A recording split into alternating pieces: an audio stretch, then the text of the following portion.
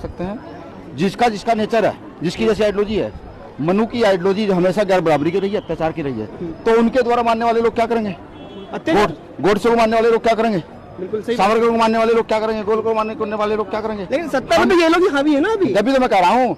और हम नमस्कार दोस्तों, स्वागत है आप सभी का भारत दस्तक के ऊपर। हमारे साथ है भीम आर्मी के राष्ट्रीय अध्यक्ष विनय सिंह सर, स्वागत है आप सभी का। शुक्रिया, आपको भी जय भीम। आज आप महाड़ कैसे आए? मतलब क्या कारण था आज जो महाड़ आया? ये इतिहास है, यहाँ से एनर्जी मिलती है, यहाँ से आने वाली नस्लों के लिए क्या करना है इस चीज़ की जानकारी मिलती है। डॉक्टर बाबा साहब अम्बेडकर ने जो आंदोलन चलाया, ये सिर्फ आंदोलन ही नहीं, ये हम लोगों के लिए बाबा साहब अम्बेडकर की एक विरासत है जी।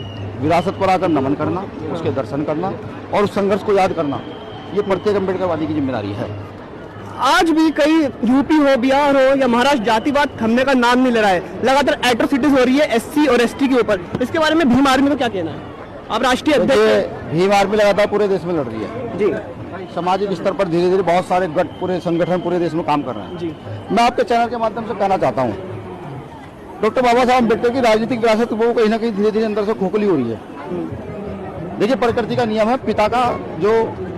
पिता की जो विरासत है वो पुत्रों पर जाती है। जैसे डॉक्टर बाबा साहब अम्बेडकर की विरासत काशीराम साहब पर आई, मान्य प्रकाश अम्बेडकर साहब पर आई, मान्य बहन जी पर आई, अठावले जी पर आई और तमाम नेताओं पर आई।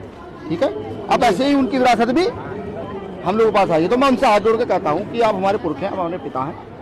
ठीक, अभी आपने देखा आप जो है इस विरासत के लिए आशीर्वाद चंद्रशेखर आजाद को दीजिए, विनय को दीजिए, जिससे ही वो इस विरासत को मजबूत करके पूरे देश के अम्बेडकर मूवमेंट को एक जगह इकट्ठा करके आने वाली नस्लों के लिए एक बड़ी सीढ़ी तैयार करके जा सके कि ये अम्बेडकरी मूवमेंट इस देश पर प्रभावी हो और यहाँ समता समानता स्थापित हो। डॉक्टर बाबा साहब अम्बेडकर की कर्मभूमि रही है महाराष्ट्र, लेकिन यहाँ पर भी आपने देखा होगा कई जगह एट्रोसिटीज खबरें आ रही है। परभणी का जो मामला, यहाँ पे चंद्रशेखर आजाद जी भी आए थे, लेकिन न्याय मिलने की उम्मीद वहां भी दिखाई नहीं दे रही। प्रकाश अम्बेडकर जी लगातार उसके लिए केस भी लड़ रहे हैं, लेकिन न्याय नहीं मिल रहा। ऐसा क्यों? देखिए, अभी अम्बेडकर वाद यहाँ पे बहुत ज्यादा मजबूत है। मैंने आपको क्या बताया अभी, बाबा साहब अम्बेडकर लोकतंत्र की व्यवस्था करके गए हैं। लोकतंत्र की व्यवस्था में वो वोट का अधिकार कर देके गए हैं। वोट के अधिकार के तहत आप इस देश में सरकार का निर्माण कर सकते हैं जी, बिल्कुल ठीक, शासन का निर्माण कर सकते हैं। जिसका जिसका नेचर है, जिसकी जैसी आइडियोलॉजी है, मनु की आइडियोलॉजी हमेशा गैर बराबरी की रही है, अत्याचार की रही है, तो उनके द्वारा मानने वाले लोग क्या करेंगे? गोडसे को मानने वाले लोग क्या करेंगे? बिल्कुल सही। सावरकर को मानने वाले लोग क्या करेंगे? गोल को मानने वाले लोग क्या करेंगे? लेकिन सत्ता में तो ये लोग हावी है ना अभी तो मैं कह रहा हूँ। और हम बाबा साहब अम्बेडकर को मानने वाले लोग, बुद्ध को मानने वाले लोग, रैदास, नानक, कबीर, गुरु घासीदास, ज्योतिबा फुले, साहू जी महाराज, पेरियार, यूवी रामास्वामी नायकर को मानने वाले लोग, जब इनकी सत्ता स्थापित होगी, काशीराम साहब को मानने वाले लोग, तो फिर क्या होगा? फिर चाहूंगा स्वराज में मिले सबन को, छोट बड़े सब संग में से रहता है। बिल्कुल, यानी कि बराबरी की राज स्थापित होगा।